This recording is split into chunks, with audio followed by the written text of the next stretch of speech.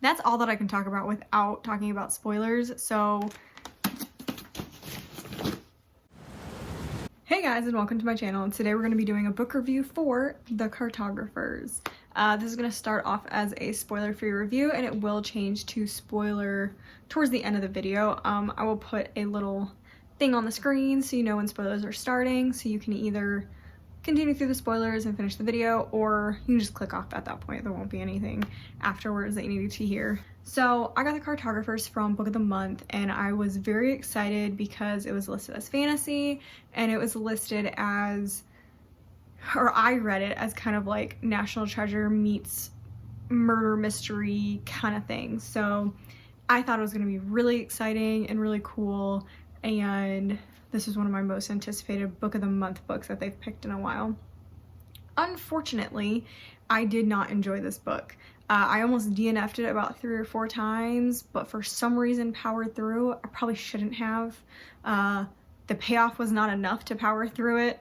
Alright, so let's get into the plot for this book. So this book follows Nell, and her whole dream in life is to become a cartographer. Her dad was a cartographer, her mom was a cartographer, and she wants to follow in the footsteps of her parents. So when she finishes up school, she has one of the most promising careers possible. She gets an internship at the New York Public Library, where her dad currently works. Unfortunately, her mom did pass away when she was a baby, so she only knows about her mom through her dad and the legacy that she left behind. So she really wants to be involved in the cartography world, and she has every means of doing it. Unfortunately, she gets in a fight with her father at the New York Public Library, and she is fired. Her reputation is ruined. The only job that she can get is at a copyright location where she takes maps, copied maps, and makes them look authentic. So she's pretty much at the bottom of the cartographer bin. And so she absolutely hates it, but it's a job. A job's a job, and she's doing it. So this book takes place 10 years after that happened. She has not talked to her father, and she suddenly gets a call that her father has passed away at the New York Public Library, and she needs to come identify him and talk to the police. It is initially considered to be a natural death. He was young, but not super young, that a heart attack from stress and anxiety wouldn't happen. He definitely was a very high-strung, opinionated person who was constantly dealing with a lot of stress in his life, so they were gonna rule it as basically as a natural death. Nell doesn't particularly believe that. She notices that his office is even more messy than she remembers. It has been 10 years, which was pointed out, but she still thinks something is wrong. She knows about her father's little secrets and finds the hidden spot in his desk where there is a secret item that I will not say what it is, that was the cause of her getting fired. And she wonders why her father kept that item for 10 years when it's something that he fired her over. She basically takes this item and decides that she is going to solve her father's murder, because she believed he was murdered, and ropes in an ex-boyfriend, Felix, to get involved in this, which he wants no part of. So that is the first half of the book. There is no fantasy part in the first half of the book. There are some unexplainable problems, but it doesn't really hint at anything fantasy yet. That kind of comes in part 2, and I'm not going to really talk about it because it's a very small portion of fantasy, so I'll talk about it in the spoilers if you want to know why this book is considered fantasy. I don't consider it fantasy, but there is a little bit of magic involved in this book. So part 2, what I designate as part 2, which is pretty much halfway through the book, you kind of already figure out what happens to the dad. You pretty much know the motive at this point. You know who did it. You know why, for the most part. Yeah, so it's very strange. You learn all of this about halfway, 2/3 through the book. So the book at this point is basically told in the point of view of these other characters that kind of show up throughout the book, and they have their own little chapters where they basically tell Nell the history of their friendship with the dad, from like 30 years ago. They explained to her how their friendship led to his death and why the secret item is so important and all sorts of different stuff. Like, there's definitely a lot of reveals, but because of how it's told, it's not, to me, it's not super impactful. So that's pretty much all I can say about the second half, because it's spoilers galore in the second half of the book. They tell you everything that happens in the second half of the book. So before I get into spoilers, I'm going to tell you what I didn't like without any spoilers. I really didn't like everything being told to you from a third person point of view. So the most important part of the book is the stuff that happened 30 years ago. It is the point of everything that's happening now. It is why everything is happening now. I want to see that happening. I want to feel it. I don't want somebody to tell me in a flashback what happened and why it was important and why I should care. I didn't. I was so bored by a lot of what was happening. I really didn't care about the characters, because like a character would pop up and be like, oh, here's my history with your dad. Okay? Like, number one, the dad died before the book even began, so I don't really care. And it's just, it was very strange. Like, I don't know. It was an interesting way of telling the story, but to me, it did not work. The fantasy aspect was incredibly weak. This should not have been listed as a fantasy book. This is a book that is more about character development. It's not even really about the murder. This is about the characters from the dad's history. I would have loved this book to have, like, the first 2 chapters be about the daughter finding him dead, and then take the book into the past, the rest of the book, and go through the like that way, instead of telling it as flashbacks. Just make the whole book about them in the past. I think that would have been way cooler, because the idea behind the book is really, really cool.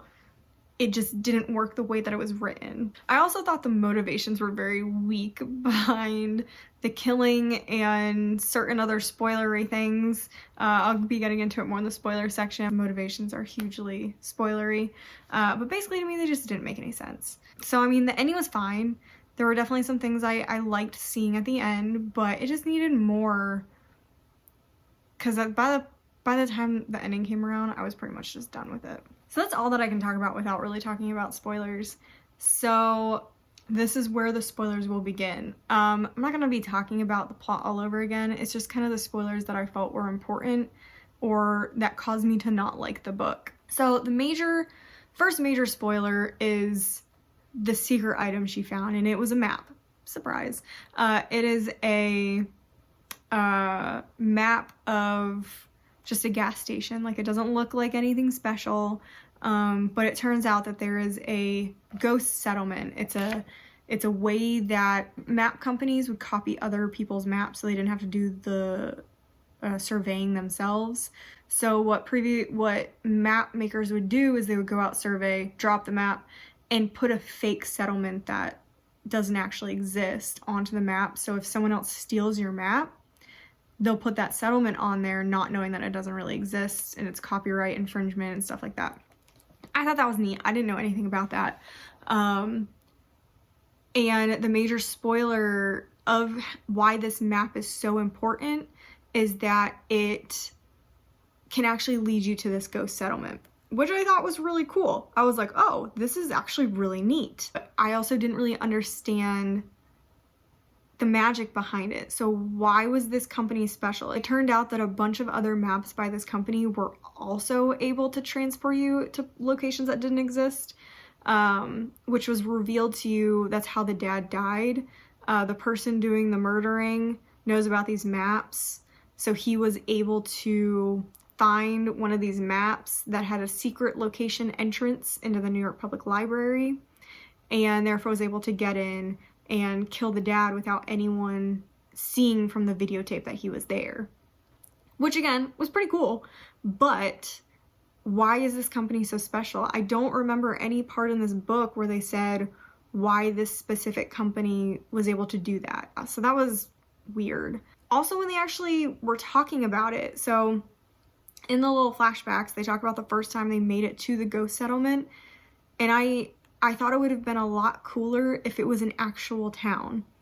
So the town was a ghost town. Stuff was there, buildings existed, but no one lived in it, and I thought that was kind of weird. I thought it would have been way cooler if the settlement really existed, like if there were actual people living in it. And I thought that would have upped the stakes a lot, like her mom was from that settlement or something, and that's why she died. But no, it's just a ghost town. No one actually lives there. Therefore, I don't understand really the importance of it. Like, yeah, cool, you discovered this weird magic place, but why are you willing to risk your lives and kill people over it? It's not like there's a bunch of money hidden in it. It's not like there are secrets buried there. It was so weird. Like, I don't understand why it was so important to them that this settlement existed. One of the biggest spoilers towards the end was the mom was alive, but you basically see that coming a million miles away. It's one of the motivations that the killer has to get the map. So all the other maps have been destroyed except for the one that Nell has. And the dad originally had it, so he went and killed the dad to try and get the map. But going with the mom still being alive, I did not understand why she hid for so many years. So she purposefully hid in this ghost town for 30 years? What? Like, what? That doesn't make any sense. And the motivation is that she was making new maps of this place, and like her fictional, the reason that they were all friends is they went to like college together, and then they decided to stay friends and work on this like big project together. So she finished her side of the project, and apparently that was more important than being in the real world with her husband and her daughter. What? That's probably my heart, like, that is probably my major issue with this book, is I do not understand why she would choose map making in a ghost town over her family. Like, I don't understand. And her hiding is what caused Crazy Dude to be super unhinged. Like, he was definitely unhinged before committing crimes, but if she had just walked away from all of it, destroyed the last map, or just give it to him, who cares? Like, it's a ghost town, just give him the stupid map. So what? What is he gonna do there? Nothing. Just, I don't know. Like, I feel like there were two options. Destroy the map and walk away, go live with your family. Or just give him the map. He won't do anything with it except go live in the secret town because he doesn't like people. It was so weird. So I did not understand where the dad and the mom came from making the decision to have her hide away for 30 years. That killed me. I was just racking my brain. If you guys understand why that happened, please tell me, because I don't get it. Did I just miss like a whole section of this book? Because I don't get it. And I probably will never get it. I will say, the one really cool spoiler that I didn't see coming, and I probably should have, was the killer. The killer was part of the friend group. The killer was the boss of Nell's boyfriend. So Nell's boyfriend worked for like this new mapping company that uses like spatial recognition and takes in tons of data and can map stuff out and locate things. I should have realized it was him because location, obviously, he was trying to locate stuff. But yeah, so he ended up being Felix's boss. So I thought that was pretty cool. I didn't see that coming. I enjoyed that. So, point to this book. Probably the only one. But that's pretty much all the spoilers I wanted to talk about, because everything else is just them rambling and talking, and that's pretty much it. Basically, the most important one that I just didn't understand was the mom choosing to stay in hiding for so long, and that's gonna live in my head for years to come, me questioning why she did that. It's just gonna haunt me. So someone please explain it to me before I go crazy. So that is my review for the Cartographers. If you like slow burning, character building, light fantasy books, I think you could enjoy this. I definitely think this book is for a very specific group of people, and it was just marketed to the wrong people. So that's pretty much my takeaway for this, is this should have just been like a literature fiction book, and it was just marketed to fantasy people who didn't enjoy it. So yeah, that's my book review, and I would love it if you guys like the video, subscribe to my channel. I'm going to be coming out with a couple more book reviews in the coming month, probably The Paris Apartment. I have a lot to say about that book. And I would love your comments about this book and some other books you might want some reviews for. I have a March wrap-up, and I'm picking books from that to review. So definitely like, comment, and subscribe, and I will see you guys in the next video.